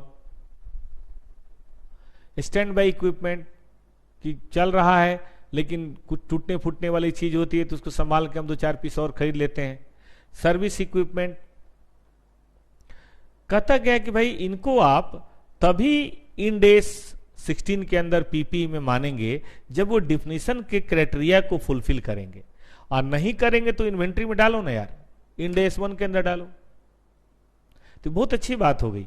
आप सोचिए कि क्या ये स्पेयर पार्ट्स, क्या ये स्टैंड बाई इक्विपमेंट, क्या ये सर्विस इक्विपमेंट खुद या 2-4 के साथ मिलके प्रोबेबल है कि फ्यूचर रिसोर्सेज को जनरेट हमारे लिए करेगा, उसमें महत्वपूर्ण योगदान देगा, कंट्रीब्यूशन इसका है? अगर है तो फिर ठीक है, नहीं तो बहुत बोलते हैं ना इमटेरियल चीजें हैं, छोटी छोटी चीजें हैं जिनका इंडिविजुअल कंट्रीब्यूशन हम नहीं कर सकते, तो फिर ऐसे सिचुएशन में तो साइड में रखिए, इनका हम इन्वेंट्री के अंदर करेंगे, यहां इसकी बात हम नहीं करेंगे। ठीक है, तो spare parts, standby equipment और सर्विस इक्विपमेंट जनरली आप देखेंगे इन्वेंट्री के रूप में होता है, क्योंकि उनका इंडिविजुअल परफॉर्मेंस डिटर्मिनेशन बड़ा मुश्किल है, so far as the future economic benefit is concern. और आगे आइए,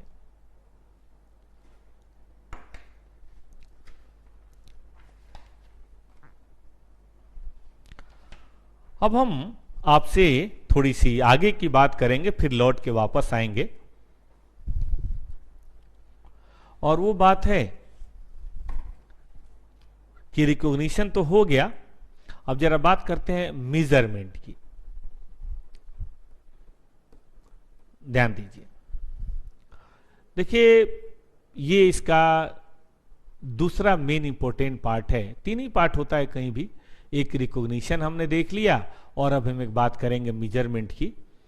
तो मेजरमेंट ऑफ द एसेट्स की जो बात है, इस एस में दो बार बताया गया है, एक बार बताया गया इनिशियल मेजरमेंट, और एक हम लोग पढ़ेंगे सबसिक्वेंट, मतलब एक बार के बाद जब दूसरी बार होगी, दूसरे साल, तीसरे साल, चौथे साल, तब की बात। अगर हम इनिशियल मेजरमेंट की बात करें कि पहली दफा जब हम इसको मेजर करने जा रहे हैं, अगर हम तब की बात करें तो इनिशियल मेजरमेंट को तीन भागों में दोस्तों बांटा गया है। कि फर्स्ट टाइम, ठीक है, कि अगर आपने परचेज किया है फॉर कैश, आपने परचेज किया है फॉर काइंड, यानी कि एक्सचेंज जिसको बोलते हैं,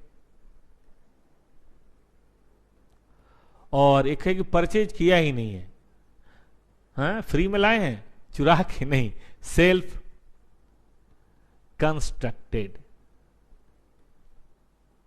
तो तीन हिस्सों में इसका है, जिसमें फर्स्ट और थर्ड काफी एक दूसरे के जैसा है, लेकिन सेकंड थोड़ा सा अलग है।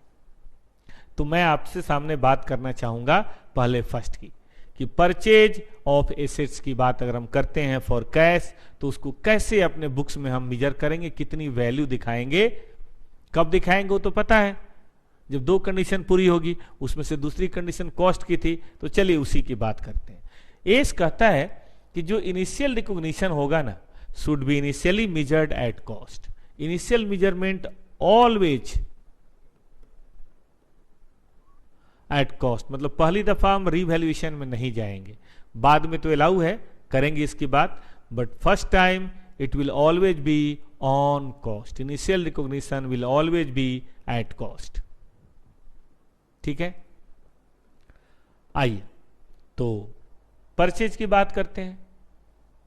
बड़ा प्यारा है परचेज फॉर कैश के बारे में।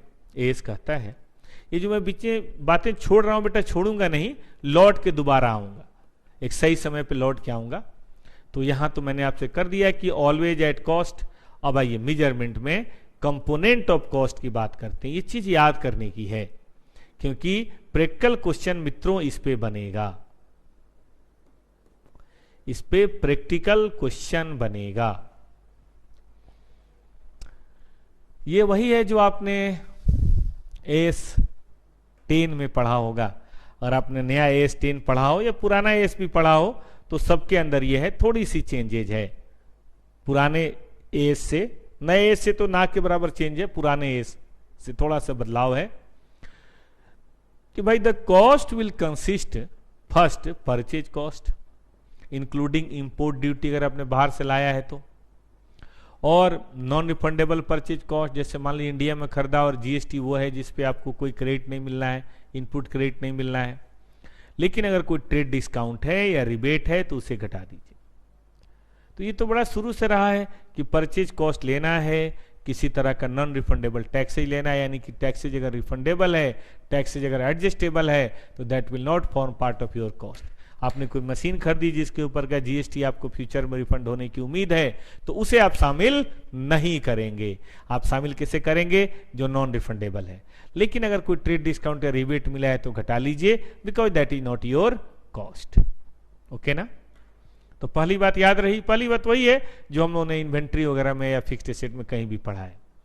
दूसरी बात, cost directly attributable to bring the asset to the location and condition necessary for it to be capable of operating in the manner intended by management. इसमें मैं कुछ चीजें मैं कहना चाहूंगा, ये मैंने ज्यादा मार्क कर दिया। ये एक मार्क करने की चीज है, मैं कलर चेंज करता हूं। ये एक मार्क करने की चीज है, डायरेक्टली एट्रीब्यूटेबल। किस बात में? To bring the asset to the location and condition which is necessary for it to be capable of operating. देखिए, capable of operating in the manner intended by the management, कि management ने जो intention सोचा है उस तक पहुंचने में जो खर्चे होंगे। मैं एक छोटा सा एग्जांपल देता हूं।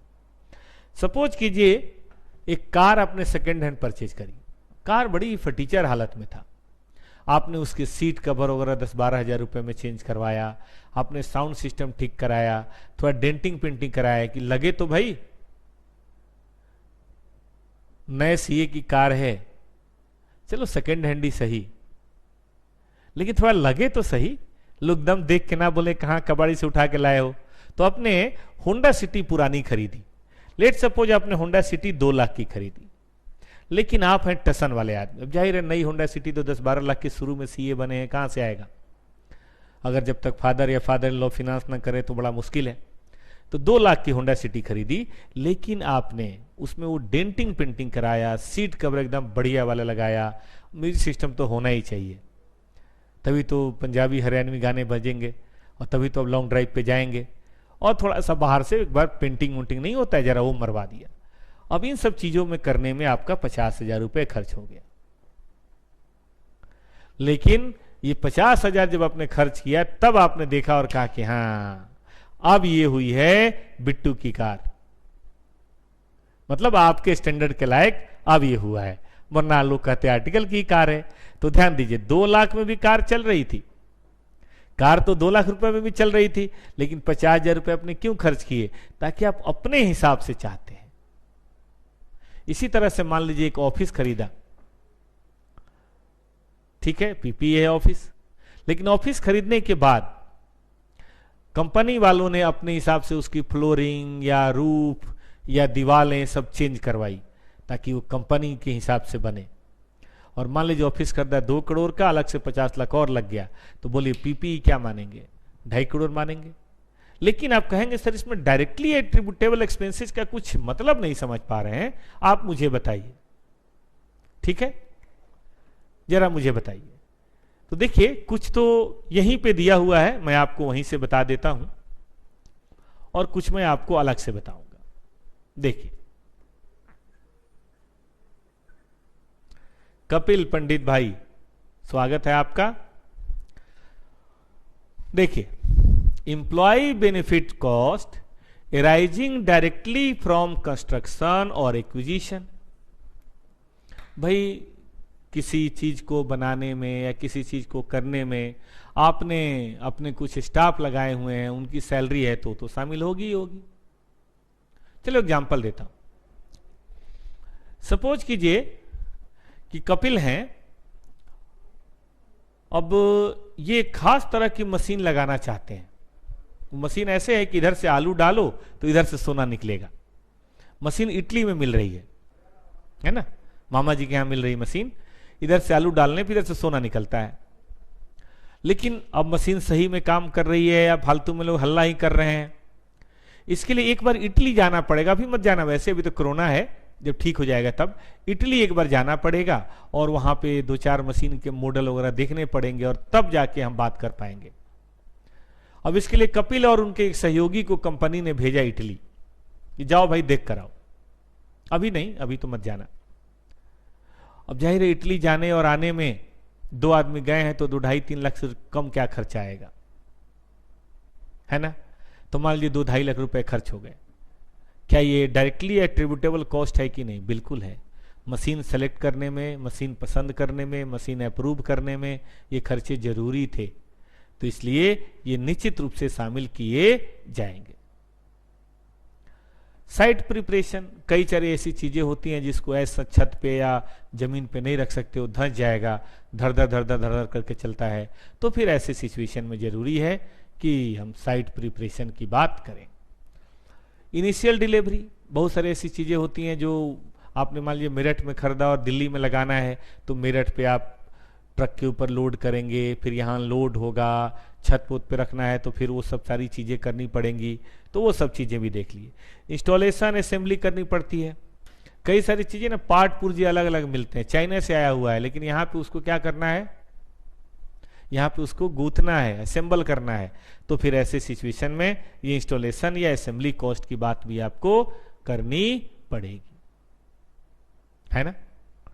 प्रोफेशनल फीस, भाई प्रोफेशनल फीस, आर्किटेक्ट की जरूरत पड़ी या किसी और तरह के लोगों की जरूरत पड़ी तो प्रोफेशनल फीस भी आप शामिल करेंगे, उसके बगैर भी काम नहीं चलने वाला, ठीक है। ये सब डायरेक्टली एविटेबल के एग्जांपल है। Cost of testing, trial run समझते हैं, चीजों को ट्रायल रन करके रखना। अब मेट्रो देखिए बन जाता है, लेकिन मेट्रो तुरंत कहां चलाते हैं, मेट्रो बनने के बाद जितने इंजीनियर ने मेट्रो बनाया है उनको मेट्रो कार में, मतलब मेट्रो बस जो होता है मेट्रो, उसमें बिठाते हैं और 10 दिन उन्हीं को लेके चलाते हैं कि बेटा अगर ठीक से नहीं बनाया होगा तो तुम लोग खुद जानोगे।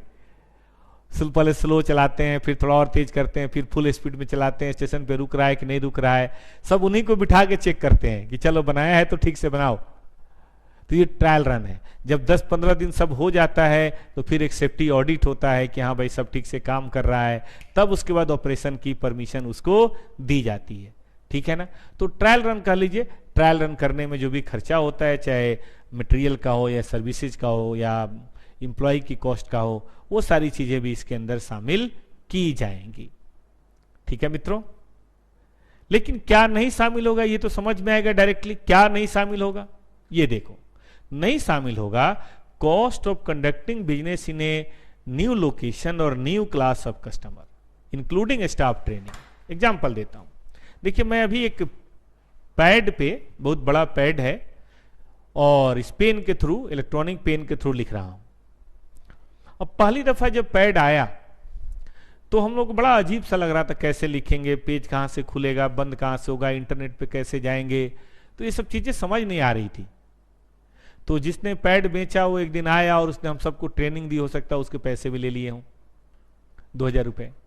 तो क्या उस 2000 रुपए को हम इस पैड की कॉस्ट में जोड़ें?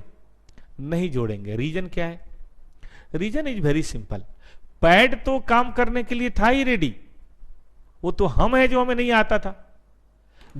जैसे ही पैड अनबॉक्स हुआ, it is ready to be used, हमें नहीं आता था, उससे हमारी इफिशियंसी बढ़ी, पैड की इफिशियंसी थोड़ी ना बढ़ी। पैड अगर मान लो कुछ सीखा हुआ होता तो ऐसे ही कर लेता। तो it is very necessary the cost incurred. जरा गौर से देखिए फिर से डिफिनेशन को, तब मजा आएगा इस बात का।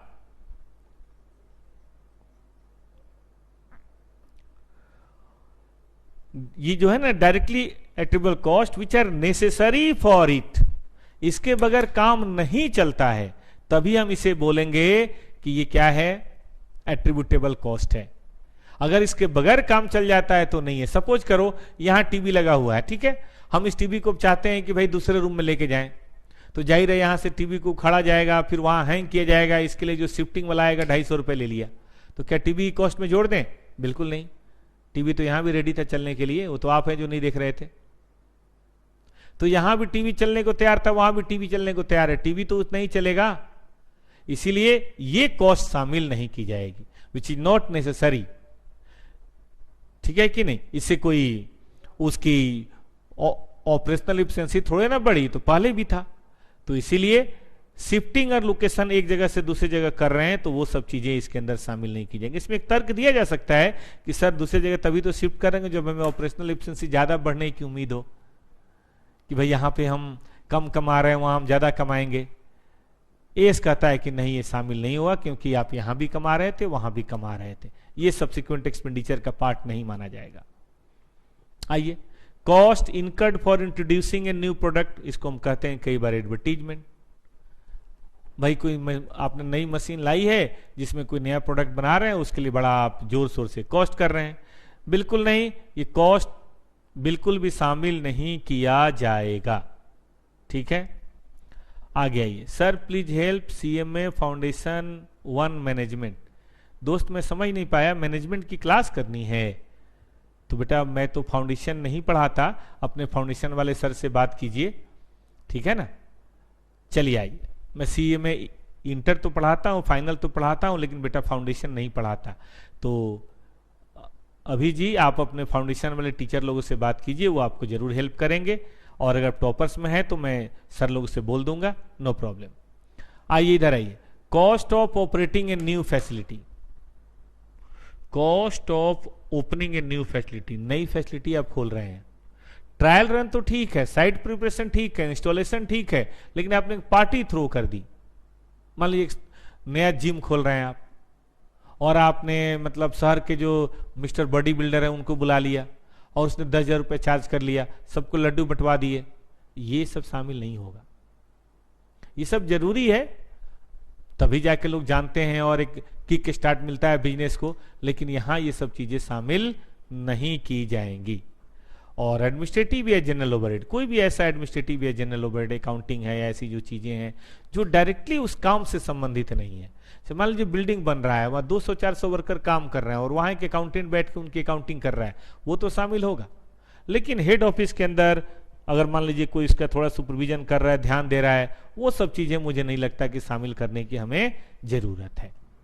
तो उम्मीद है बात को समझ रहे होंगे कि डायरेक्टली एट्रीब्यूटेबल वर्ड का यहां पे बहुत ही बढ़िया एग्जाम्पल है।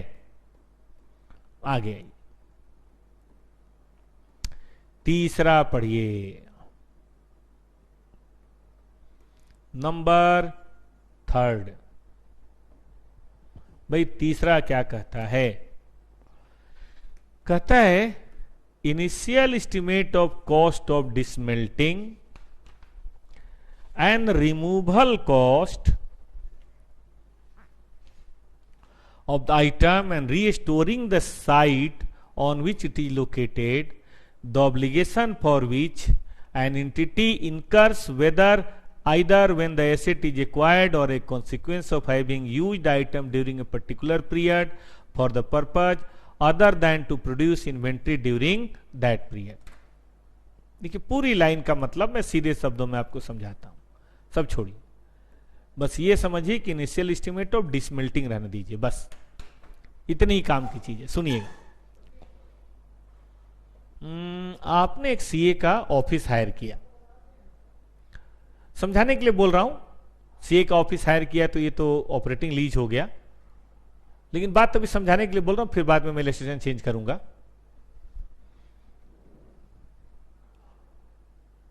आपने उनसे कहा कि देखो थोड़ा हमें पार्टीशन कराना पड़ेगा, थोड़ा दीवार वाल चेंज करना पड़ेगा, ये दीवार वहां, और इस तरह से कुछ गेट उट करने पड़ेंगे, क्या इजाजत है?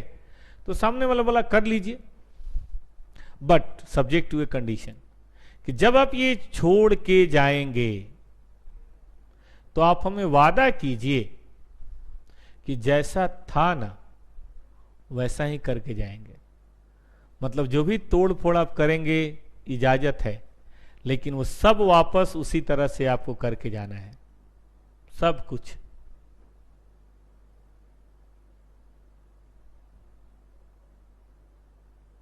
देखिए यही हो गया ना डिसमेल्टिंग। लेकिन अब कोई दूसरा एग्जांपल देता हूं, यहां तो ठीक नहीं है।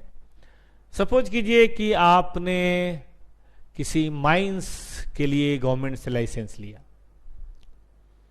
20 साल लाइफ है माइंस की, उसके बाद वहां कोयला या जो भी है वो खत्म हो जाएगा, ठीक है, कोयला या वो चीज खत्म हो जाएगी। तो माइन अब जंगल में ही है, तो आप पेड़ काटेंगे, पेड़ काटने के बाद आप माइंस कोड़ेंगे, फिर वहां पे काफी पॉल्यूशन होगा, खदान बन जाएगी, पानी जमा होगा, हो सकता है कि ऊपर की जमीन हो और नीचे सुरंग बन जाए, उस पर जमीन धंसने का खतरा होगा। तो गवर्नमेंट ने शर्त रखी है कि देखो भाई 20 साल के बाद जब भी आप जाओगे तो जो भी आपने ओवर बर्डन वो करा है एक तो उसे रीस्टोर करोगे, वो प्लांट वगैरह फिर से आप करोगे, और ये माइंस छोड़ के नहीं जाओगे, सुलगती हुई आग छोड़ के नहीं जाओगे, सबको ठीक ठाक करके जाओगे। अब आपको लगता है कि माइंस हमने लिया है 50 करोड़ में, और बाद में 5 करोड़ तो हमें इस काम का भी लगेगा, ये हमारा इनिशियल एस्टिमेट है, फिर बाद में एस्टिमेट चेंज होगा तो हम लोग पढ़ेंगे इसके बारे में। तो जी हाँ, बिल्कुल आप सही कह रहे हैं, आपको इस 5 करोड़ को भी अपनी कॉस्ट का पार्ट मानना है, क्योंकि ये हो ही नहीं सकता माइंस आपका जब तक आप इसके लिए हामी ना भरें, और आपको पता है लास्ट में ये देना ही देना पड़ेगा। तो ये पहले नहीं था, आज से 5 साल पहले जो हमारे पास फिक्स्ड एसेट की डिफिनेशन हुआ करती थी, उसके अंदर केवल एक्विजिशन कॉस्ट की बात होती थी, डिसमेल्टिंग की बात नहीं होती। लेकिन जैसे जैसे इन्वायरमेंटल बहुत ज़्यादा प्रदूषित होता गया, सरकार की तरफ से पोल्यूशन कंट्रोल के मेजर्स आए, और डिसमेल्टिंग और इस चीज़ों के बारे में एग्रीमेंट होने लगा, तो फिर हुआ कि नहीं भाई, फिक्स्ड एसेट का 2 कॉस्ट है, एक तो लगाना और एक बाद में उखाड़ना। जब तक हम दूसरी कॉस्ट को शामिल नहीं करेंगे तब तक कॉस्ट बनेगी नहीं। तो इसीलिए इसके प्रोविजन की बात हुई। लेकिन यहां पे एक बात ध्यान देने की है, हमें इसका प्रेजेंट वैल्यू लेना है। हम लोग पढ़ेंगे आगे प्रोविजन कंटीजेंसीज का जो इंड एस आएगा, तो उसके अंदर भी ये बात कही गई है, हम लोग इसके बारे में पढ़ेंगे। पुराने हमारे जो AS29 है उसके अंदर भी ये बात कही गई है कि अगर कोई पीपीई है और उसको डिसमेल्ट करने के समय कुछ इनिशियल हम एस्टिमेट करते हैं कि बाद में खर्चा होगा, तो उसकी प्रेजेंट वैल्यू भी कॉस्ट का पार्ट होगा। प्रेजेंट वैल्यू का मतलब ये होता है दोस्तों, आप सबने एफएम पढ़ा है कि अगर यहां पे मान लीजिए 7 करोड़ लगना है 20 ईयर्स के बाद, तो आज उसकी वैल्यू क्या होगी, और इसके लिए डिस्काउंटिंग फैक्टर का इस्तेमाल करते हैं, जो pre tax additional cost of borrowing का आपको इस्तेमाल करना है। इसके बारे में हम प्रोविजन का जब आपसे बात करेंगे तब पढ़ेंगे। तो इसकी प्रेजेंट वैल्यू निकालनी पड़ेगी। हो सकता है इसकी प्रेजेंट वैल्यू 2 करोड़ हो, तो जो अगर 2 करोड़ है तो 2 करोड़ रखेंगे, 5 करोड़ तो 5 करोड़, ठीक है ना। तो यही है initial estimate of the cost of dismantling and removal भी आपको अपनी कॉस्ट का पार्ट मान के चलना है। याद रहेगा मित्रों। इसके ऊपर एक छोटा सा मुझे लगता है क्वेश्चन दिया हुआ है स्टडी में, तो क्यों ना वो क्वेश्चन कर लिया जाए। अगर दिया है तो मैं देख लेता हूं है कि नहीं। है तो सही, लेकिन ये कुछ और है। आइए वो बात भी कर ही लूं। तो मैं आपसे कह रहा था कि परचेज अगर हमने किया तो ये चीजें शामिल करेंगे, purchase cost including import duty, directly attributable cost और इनिशियल मेजरमेंट, ये 3 चीजें शामिल करेंगे। और ऐसा ही थर्ड भी देख लीजिए, ये थर्ड में कह रहा था ना सेल्फ जनरेटेड एसेट, तो जैसे परचेज है वैसे ही सेल्फ जनरेटेड है। फर्क ये है, परचेज गुड्स में बना हम लेके आ रहे होते हैं, बस इंस्टॉल करना होता है, और सेल्फ कंस्ट्रक्टेड मान लीजिए बिल्डिंग बना रहे तो ईंट लाएंगे, बालू लाएंगे, पत्थर लाएंगे, सीमेंट लाएंगे, ईड़ा मतलब ईंट रोड़ा पत्थर सब मिलाएंगे, लेबर का पेमेंट करेंगे और सब जोड़ेंगे खुद से, ठीक है कि नहीं। तो ये तीसरी बात भी दोस्तों हो सकती है, कॉस्ट ऑफ सेल्फ जनरेटेड या सेल्फ कंस्ट्रक्टेड एसेट। इसमें भी कुछ नहीं, सेम प्रिंसिपल है, लिखा है ना, same principle as acquired asset, if entity makes similar asset to sale in normal course of business, the cost of the asset usually the same as the cost of construction of an asset for sale, ठीक है कि नहीं। जैसे आप normal construction की बात करते हैं उसी तरह से सारी चीजें यहां शामिल करनी है, यही सब चीजें इसमें शामिल होंगी। लेकिन अगर आप सेल्फ कंस्ट्रक्शन कर रहे हैं तो एक बात का आपको ध्यान देना है, बहुत important, internal profit not to be recognise. ये आईपीसीसी का भी सीए इंटर का ही बड़ा पुराना क्वेश्चन है, जो शायद आप लोगों ने सुना होगा कि मान लीजिए आप ऑफिस के लिए फर्नीचर का टेंडर लेते हैं, एक ठेकेदार आता है और वो टेंडर देता है कि हम आपका फर्नीचर बना देंगे 5 लाख में, ठीक है। आपको लगता है कि ये तो बहुत ज्यादा मांग रहा है, 5 लाख का काम थोड़े ना है, तो आपने खुद से ही अपने एक आर्टिकल को लगा दिया, चार्टर्ड अकाउंटेंट है, गलत बात है लेकिन आर्टिकल को लगा दिया कि यार जाओ तुम उन्ना लकड़ी उकड़ी खरीद के ले आओ, बढ़ई को ले आओ और खुद से बनवाओ। खुद से आपने बनाया, 4 लाख में बन गया। अब आप बड़े प्रॉब्लम में हैं एज ए अकाउंटेंट कि मैं अपनी एसेट को 4 लाख लिखूं कि 5 लाख, क्योंकि जो आप बनवा रहे थे ना वो 5 लाख में हो रहा था, खुद से बनवाया तो 4 में बन गया। मतलब बना बनाया खरीद रहे थे तो 5 का मिल रहा था, खुद से बनवाया तो 4, यानी कि 1 लाख का प्रॉफिट है। तो बताइए मुझे, अगर मार्केट में वो चीज बनी बनाई 5 की मिल रही है और खुद से आपने 4 लाख में कर लिया, तो आप पीपीई में कितना मानेंगे? जवाब दीजिए।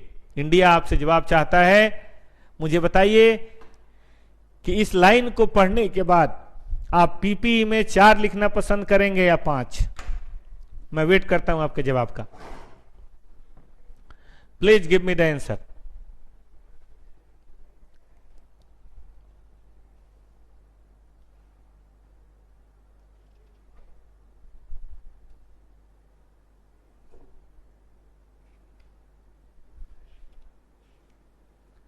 प्रिया और जयंत, 2 बच्चों का आंसर आया है कि सर हम मानेंगे इसे सिर्फ 4। बिल्कुल सही है, 4 ही हमें मानना है।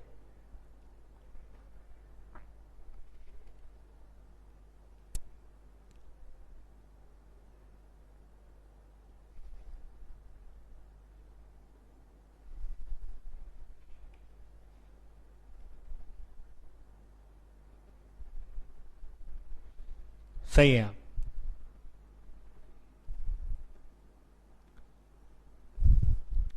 एक बात और मैं कहना चाहूंगा कि देखिए, बोरोइंग कॉस्ट तो भी पढ़ा नहीं हम लोगों ने, लेकिन आपने इंटर में बोरोइंग कॉस्ट पढ़ा होगा कि अगर कोई सेल्फ जनरेटेड एसेट है, उसके कंस्ट्रक्शन में बहुत लंबा समय लगता है और उसके ऊपर कोई इंटरेस्ट खर्च होता है, तो आपने सुना होगा या पढ़ा होगा A16 इंटर में कि वो इंटरेस्ट भी कॉस्ट का पार्ट होता है। तो A16 तो नहीं, यहां पे बदल गया इंड AS 23। तो हम लोग पढ़ेंगे बोरोइंग कॉस्ट भी कुछ एक सर्कमस्टांसेज में जब क्राइटेरिया फुलफिल होगा तो ये कॉस्ट का पार्ट माना जाएगा। ठीक है ना? डिसमेल्टिंग तो हमने पढ़ ही लिया। ये भी पढ़ लीजिए, सीजेशन ऑफ कैपिटलाइजेशन, कि मान लीजिए कंस्ट्रक्शन चल रहा है, कंस्ट्रक्शन चल रहा है, कंस्ट्रक्शन चल रहा है, कैपिटलाइज हो रहा है, कैपिटलाइज हो रहा है, कैपिटलाइज हो रहा है, कैपिटलाइज हो रहा है, चाहे मटेरियल, चाहे लेबर, चाहे बाकी खर्चे, कब तक कैपिटलाइजेशन करें? A16 में भी था इंटरेस्ट के कैपिटलाइजेशन को रोकने के लिए, यहां पर इंटरेस्ट नहीं, सारी कैपिटलाइजेशन को रोकने के लिए। पढ़िए, recognition of cost in carrying amount of PPE सीजेज when the item in the location and condition necessary for it to be capable of operating in the manner intended by the management. Therefore, cost incurred in using and redeploying an item are not included in carrying amount. इसका मतलब ये है कि जब वो ready हो गया, जिस काम के लिए हम बना रहे थे उस काम के लिए रेडी हो गया, उसके बाद कैपिटलाइजेशन रोक दीजिए। अब उसके बाद फुल पत्ती आप करते रहिए, हमें उससे मतलब नहीं है। उसको आप यूज करेंगे, उसमें खर्चे होगा, उसकी बात नहीं। एक बार रेडी फॉर यूज होने में, घर मान लीजिए रेडी फॉर यूज हो गया, बाद में आपका मूड बना इधर से तोड़ के उधर करेंगे, ये दरवाजा इधर नहीं उधर होना चाहिए, करते रहिए, हमें इससे मतलब नहीं है। ये कॉस्ट आपकी कॉस्ट में शामिल नहीं की जाएगी। एक बार रेडी फॉर यूज हो गया, बात खत्म। और कुछ बातें और सुन लीजिए। इनिशियल ऑपरेटिंग लॉसेज कभी भी कॉस्ट का पार्ट नहीं बनेंगे। जैसे आपको पता है कि आप सामान खरीद रहे हैं, कोई मशीन खरीद रहे हैं, अगले 4 साल 5 साल तो इतनी ज्यादा सेल नहीं होगी, लॉस होगा, या साल भर लॉस होगा, वो सब चीजें नहीं होंगी। कॉस्ट ऑफ रीलोकेशन या डिसलोकेशन वगैरह भी इसका पार्ट एंड पार्सल नहीं माना जाएगा। ठीक है दोस्तों, चलिए अब ये एग्जाम्पल मैं आपके सामने रखना चाहता हूं और मैं आपसे ब्रेक लेना चाहता हूं 15 मिनट का। ठीक है, 5:26 हो गया है, 5:41 में मैं आपसे फिर मिलता हूं। देखिएगा, इस एग्जाम्पल को देखिए कि क्या चीज हमें कैपिटलाइज करनी है और क्या चीज कैपिटलाइज हमें नहीं करनी है। आप भी थोड़ा सा ब्रेक ले लीजिए। तो 5:41 पे मैं आपसे फिर मिलता हूं। अभी मैं ये क्लास बंद कर रहा हूं, इसका मतलब क्लास नहीं बंद हो रही, ये वीडियो मैं बंद कर रहा हूं, दोबारा से फिर मैं चालू करूंगा 5:42 पे। थोड़ा मैं भी ब्रेक ले लेता हूं और आप भी देखते देखते आंखें थक गई होंगी, थोड़ा सा ब्रेक आप भी ले लीजिए। क्लास आज लंबी चलेगी, आज पहली क्लास है, आज यज्ञ का पहला दिन है, तो थोड़ी बड़ी क्लास करते हैं। किसी कारण से आप नहीं देख पाए अभी तो कोई बात नहीं, बाद में देख लीजिएगा, वीडियो तो अवेलेबल रहेगी। AS 16 का ये फर्स्ट पार्ट था, थोड़े समय बाद हम लोग सेकेंड पार्ट फिर से चालू करते हैं 5:45 पे। ठीक है दोस्तों, धन्यवाद। मिलते हैं फिर सेकेंड पार्ट में।